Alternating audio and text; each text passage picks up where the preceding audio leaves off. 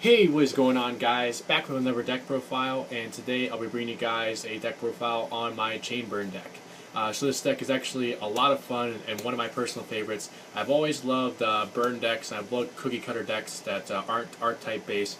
I like the fact that with this deck you have to be really careful and skillful with managing your resources. You also have to keep continually doing math in your head to figure out how much more it's going to take to be able to game your opponent with the burn damage, since I personally am a math guy. So yeah, it's some of the things I actually do really like about the deck. Of course, I do completely understand why a lot of people do find this to be a scumbag trolley deck, especially the people that actually played played against this deck or played this deck in their prime and saw how good it actually was at the time. But yeah, still for me, it's a really fun deck. I like the fact that you can build it on a really cheap budget, considering you don't even need an extra deck at all. Just really, if you want to play one, just play a bunch of bluff cards, but that's really about it. So yeah, you could easily build this deck, probably around the $20 to $30 range, depending on some of the tech cards you want to play in the deck. So without further ado, let's get right into the deck profile.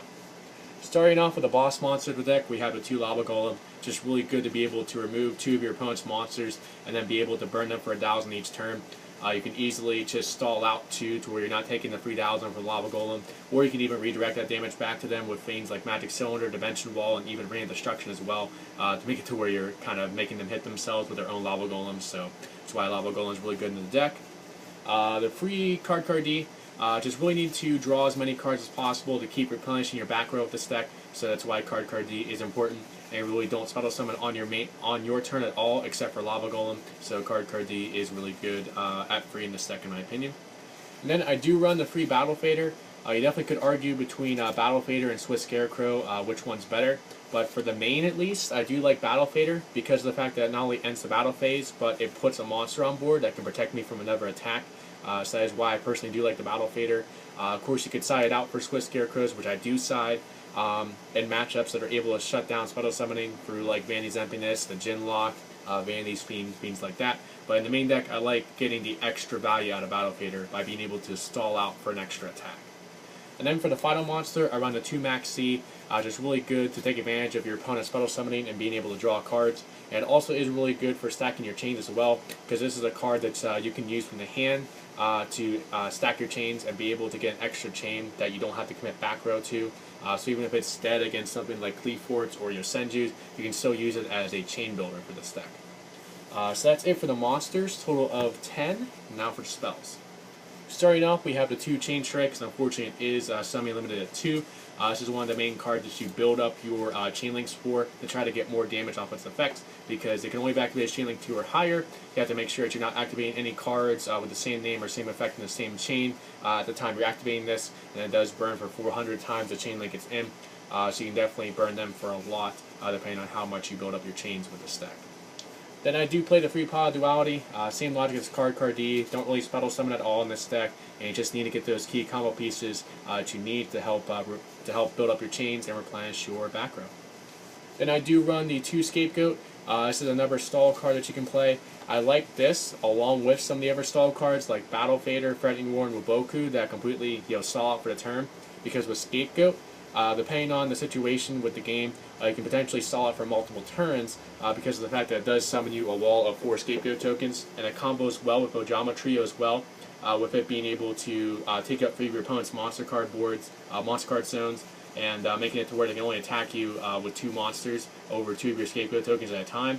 So that's why I do like the Scapegoat in the deck as another name, since you do need different names for your chains, and also for the extra stall the Scapegoat can provide.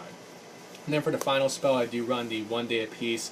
I wish I could play this card at 3, but unfortunately it is only at 1. Only thing to really keep in mind with this card is not to set your burn cards the turn that you play 1 Day Apiece for obvious reasons. So that was 8 spells, and now for the final 22 traps. Definitely the meat of the deck right here. So starting off with some of the burn cards, we have the free Chest of Zerts and the free Secret Barrel. Of course, Chest of Zerts burns your opponent for 500 times the amount of monsters they control, and Secret Barrel burns for 200 times the number of cards they have in their hand and on their side of the field as well.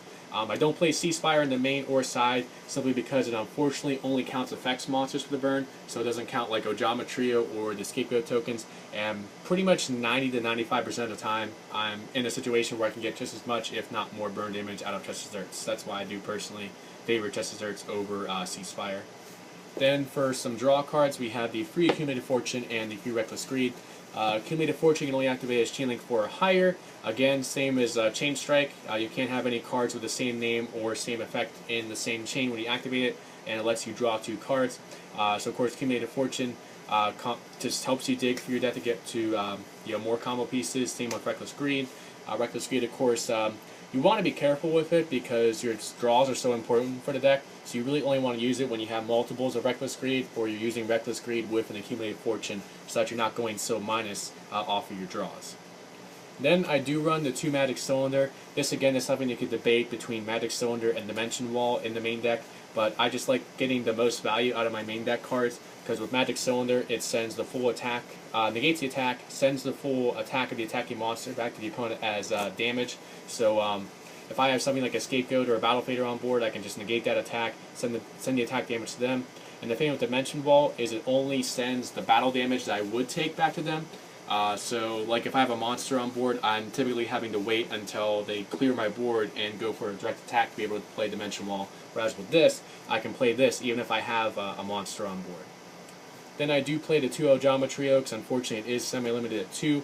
Not only does it clog up your opponent's monster card zones with free Ojama tokens, but it also builds up your burn damage for Secret Barrel and Chest Desserts as well. Then for some stall cards, we have the free Threatening Roar and the 2 Waboku.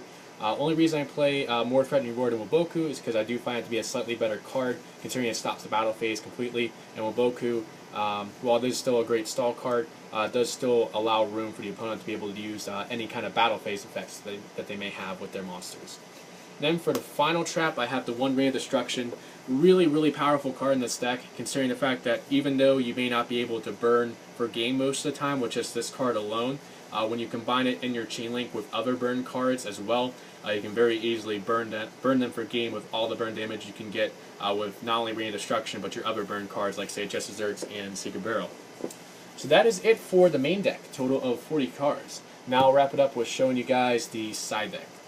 So starting off, I do run the free Swiss Scarecrow. Again, this is good for signing Battle Faders out for in matchups that are able to shut down special summoning. Swiss Scarecrow is good because, as I said, it's not completely locked out by like the Gin Lock or Vanny's Emptiness, so that's why I do side it. And then for a monster that helps me answer Denko's second Royal Decree, I do run the 2 Fire Hand and 2 Ice Hand. Really good for playing out the deck, really good for playing another monster on board, help stall, really good for getting rid of those problematic cards on the field, like, as I said, Denko Sekka, Majesty's Fiend, Royal Decree, and with Ice Hand you can sometimes even snipe counter traps like Stellar Nova Alpha and you send your secret move, so that's why I do run the 2 Fire and 2 Ice Hands in the side. I also run the free MST, again to get rid of that back row like Decree and the counter traps. The 2 Dimension Wall.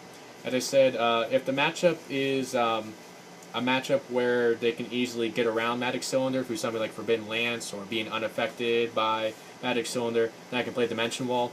Because Dimension Wall actually doesn't even affect the monster, it affects the player for the damage that I would have taken just to redirect it back to them.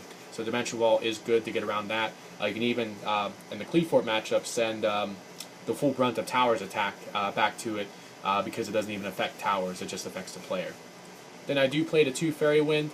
Really powerful in this deck, considering it's a burn card that can get rid of all face-up spells and traps on the board.